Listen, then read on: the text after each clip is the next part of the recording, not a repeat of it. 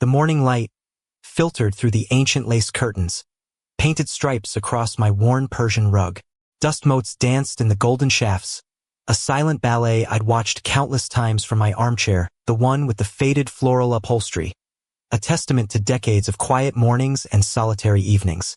My apartment, nestled on the third floor of a pre-war brownstone, was a museum of a life lived. Every object held a memory.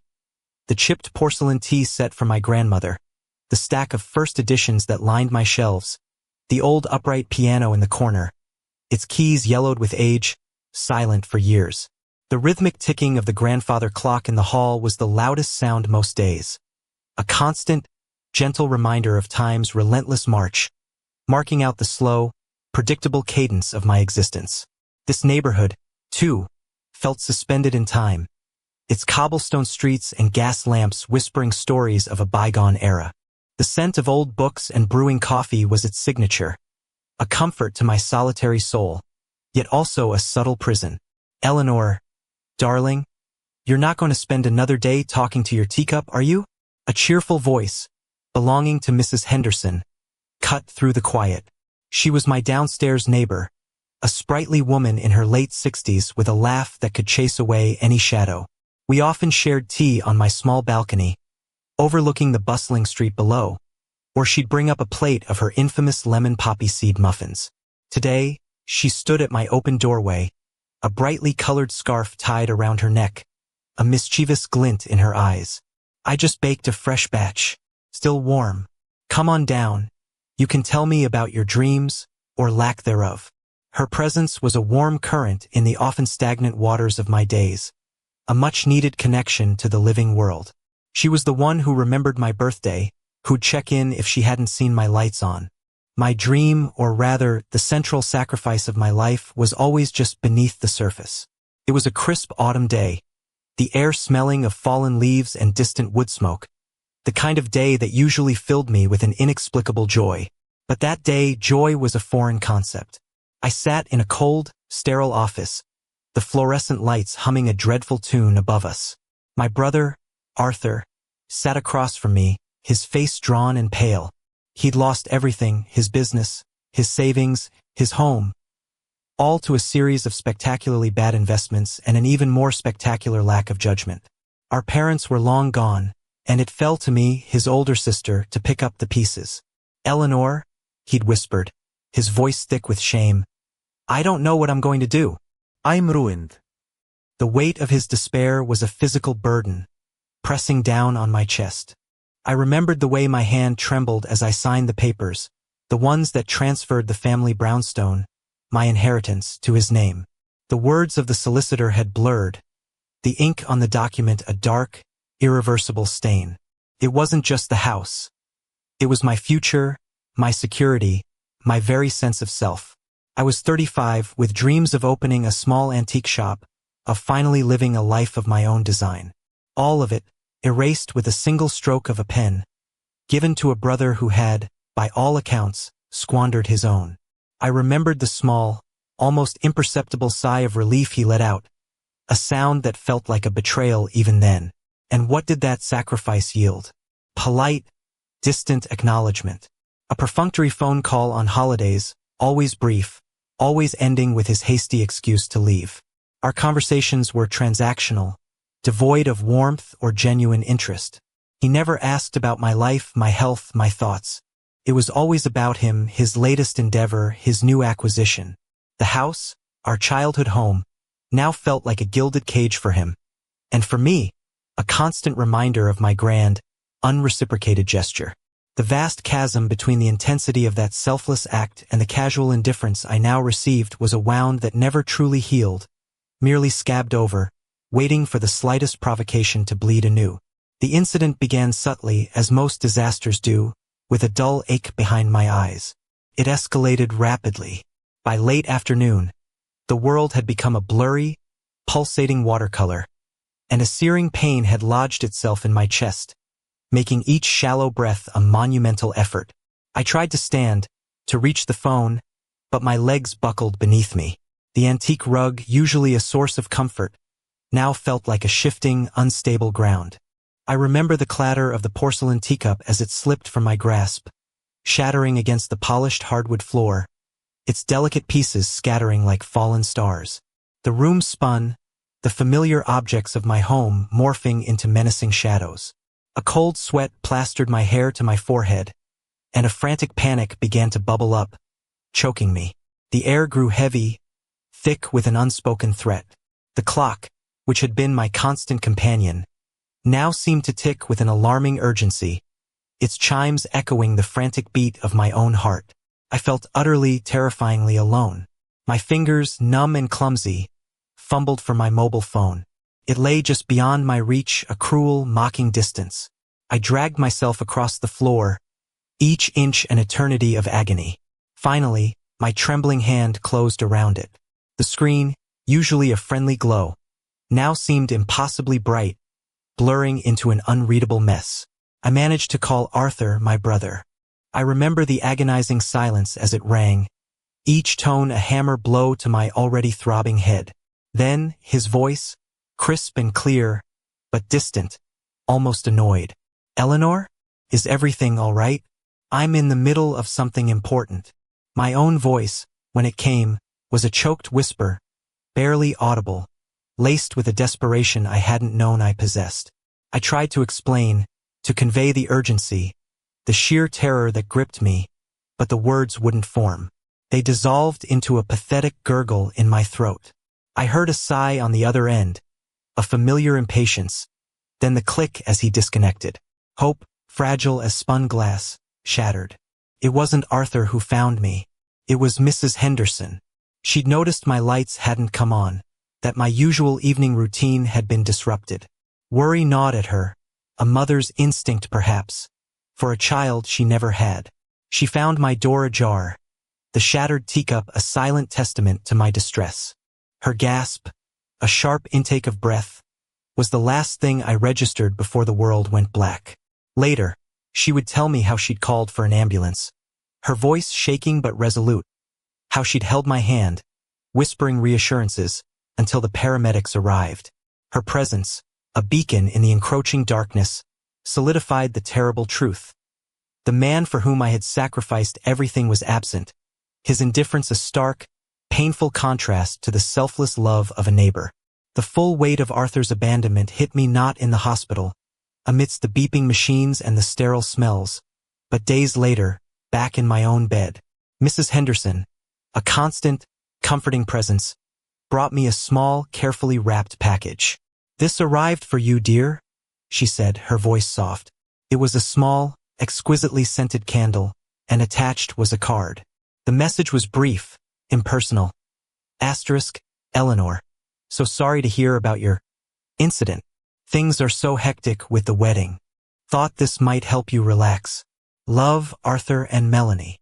Asterisk, no phone call, no visit, no genuine inquiry. Just a candle, a token gesture of someone wanting to clear their conscience without actually engaging with the pain they had caused.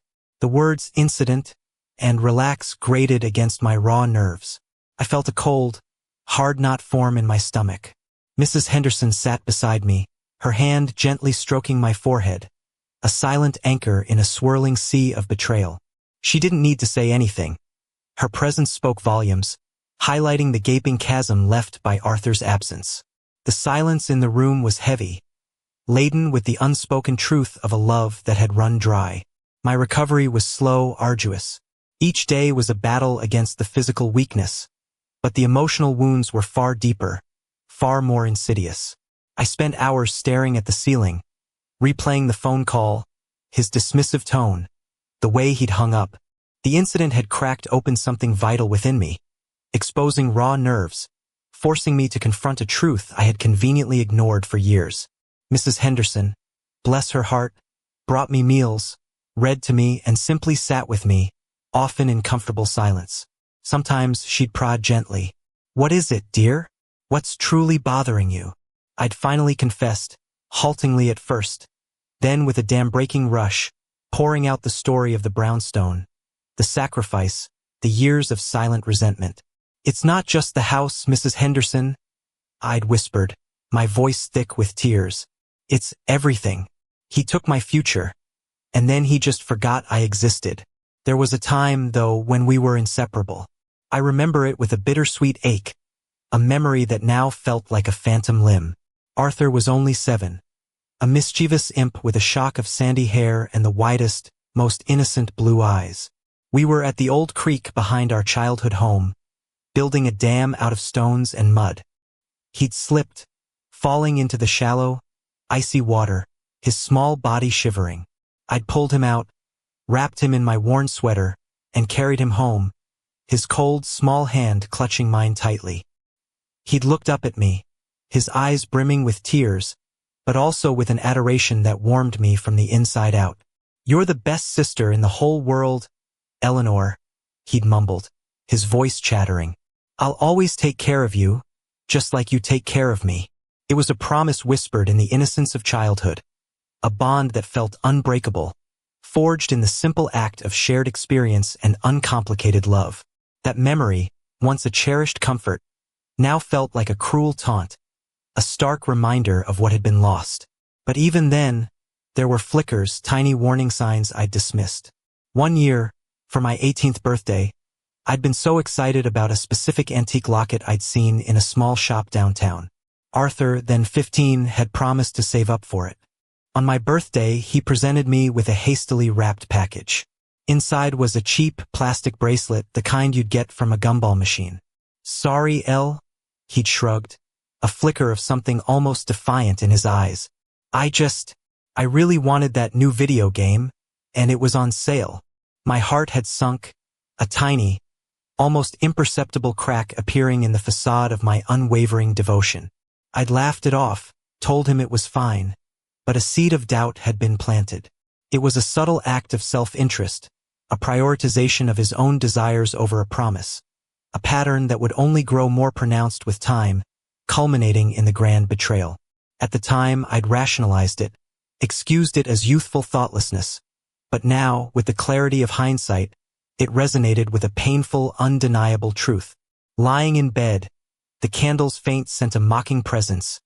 The truth finally, brutally, cemented itself. The flashbacks, the present indifference, Mrs. Henderson's quiet, steadfast loyalty. It all coalesced into a blinding epiphany. Arthur didn't care. Not truly. He never had. He was a black hole, endlessly consuming, offering nothing in return. My sacrifice, my love, my very existence, were merely resources to be exploited, forgotten once their utility had expired. The pain was still there, a dull throb, but beneath it, something else began to stir. A cold, quiet resolve. The life I'd put on hold for him, the dreams I'd sacrificed, they weren't dead. They were just dormant, waiting to be resurrected. I had given him my past, my security, my heart. But my future? That he would not have. It was mine to reclaim, to reshape, to make something beautiful and utterly, irrevocably, for myself. The bitterness began to recede, replaced by a strange, exhilarating sense of freedom. The chains of expectation, of a familial obligation that was never truly reciprocal, had finally, irrevocably snapped. The idea came to me slowly, a quiet whisper at first, then a roar. It wasn't about revenge, not truly, but about justice. My justice. I found myself sitting up, the lingering weakness in my body overshadowed by a sudden surge of mental clarity. The brownstone, the one I had signed over to Arthur, the one that had been in our family for generations. It was a symbol, a cage. But it was also an asset, a valuable asset. I didn't want it back for myself. Its memory was too tainted. But I could do something else with it. Something meaningful. When Mrs. Henderson came up with my supper, a delicious chicken and rice casserole, I looked at her, truly looked at her, for the first time in weeks. "Mrs. Henderson," I began, my voice stronger than it had been. "What do you know about buying property?" She raised an eyebrow, a small smile playing on her lips. "More than you might think, dearie." "Why?" "Got an eye on a place." I explained carefully, the nascent plan forming in my mind. Her eyes widened, then filled with a warmth that felt like sunshine. "Eleanor," she said, taking my hand, That's simply brilliant. We spent the next few evenings poring over property listings, whispering like conspirators, the faint scent of old paper and hope filling my quiet apartment. The neighborhood she loved, the one where she had always dreamed of a small place with a garden, became our focus. We found it, a charming little loft apartment, sunlight streaming through its oversized windows, a perfect oasis. The plan began to take shape, intricate and satisfying. The execution was swift, efficient, and deeply, profoundly satisfying. I met with a real estate agent, a brisk, no-nonsense woman recommended by Mrs. Henderson. We discussed the sale of the brownstone, which, being in a desirable part of town, sold quickly and for a substantial sum. I insisted on handling all the paperwork, the details, myself. There was a quiet power in signing those documents, a sense of reclaiming control, of finally being the architect of my own destiny. There was no grand confrontation, no dramatic announcement to Arthur. The brownstone simply passed into new hands, its legacy of obligation finally severed. Then came the final, most important step, the purchase of the loft. I sat at a polished mahogany table in a lawyer's office, the scent of fresh coffee and expensive paper filling the air. Opposite me, Mrs. Henderson sat, her eyes wide, a mixture of disbelief and overwhelming joy dancing in their depths. The lawyer slid the deed across the table. "Everything is in order, Miss Eleanor," he said with a professional smile. "The loft is yours, or rather Mrs. Henderson's." I signed the final papers, the pen feeling light, almost weightless, in my hand. Then I turned to Mrs. Henderson, a genuine smile, the first in years, gracing my lips. "It's yours, Margaret," I said, my voice thick with emotion, "for being the family I truly needed." Her eyes welled up, but she didn't cry. Instead, she threw her arms around me, a fierce hug that conveyed more gratitude than any words could. The sense of peace that settled over me was profound, a deep, abiding calm that radiated from my very core. It wasn't just about giving, it was about truly living, finally. The confrontation came, as I knew it would, a few weeks after the brownstone sale was finalized. I was on my small balcony, tending to my potted geraniums, the scent of earth and blooms a sweet counterpoint to the bitterness I knew was coming. A taxi pulled up to the curb, and Arthur emerged, his suit rumpled, his face a mask of poorly feigned concern. He looked around, scanning the familiar street, a flicker of something possessive in his eyes. He must have received the official notice, the legal confirmation of the sale. He strode up the steps, his usual swagger replaced by an agitated urgency. He found me on the balcony, his voice booming. "Eleanor, what is this I hear? You sold the brownstone, our family home, without even consulting me." He attempted to hug me, a performative gesture I easily sidestepped. "How could you do such a thing? Do you know what this means for my future plans?" I looked at him, truly looked at him, and saw not the brother I had loved and sacrificed for, but a stranger, consumed by his own self-interest. Mrs. Henderson, watering her window boxes below, paused, her gaze fixed on us, a silent, knowing witness. "It was my home, Arthur," I said, my voice calm, almost detached. "My inheritance, my sacrifice, and now it's my decision." He scoffed, his face twisting into an ugly sneer. "Your sacrifice? Don't be so dramatic, Eleanor. It was a simple favor. And now you've ruined everything. I was going to use the equity to expand my new venture. This is a betrayal." His words, once capable of wounding me deeply, now felt like distant echoes, lacking any real power. I saw through them, through his manufactured outrage, to the hollow core of his being. He wasn't upset about the loss of a family home. He was upset about the loss of a financial instrument, an asset he had presumed was perpetually at his disposal. "You were never truly interested in the home, Arthur," I replied, my voice steady. "Only in what it could do for you." He sputtered, trying to regain control, but his words were empty, falling flat against my newfound resolve. "And what about me, Eleanor? What about my family?" he pleaded, a last-ditch effort at emotional manipulation. I merely looked at him, a small, sad smile touching my lips. "You have a beautiful new wife, Arthur. a successful career, and a perfectly good candle. He stood there, his mouth agape, utterly speechless, his carefully constructed world crumbling around him. From below, Mrs. Henderson offered me a small, conspiratorial wink. Months later, the rhythm of my life was completely transformed. My old apartment, no longer a quiet prison, felt like a launching pad. I had started taking art classes, something I'd always dreamed of. My small balcony was now overflowing with vibrant flowers, a testament to a life blooming anew. Mrs. Henderson, radiant and 10 years younger, had transformed her new loft into a haven of warmth and creativity, its walls adorned with her own cheerful paintings. We spent our evenings there, sipping tea, laughing, and planning community events for the neighborhood. She'd often catch me sketching in my notebook, a quiet smile on my face.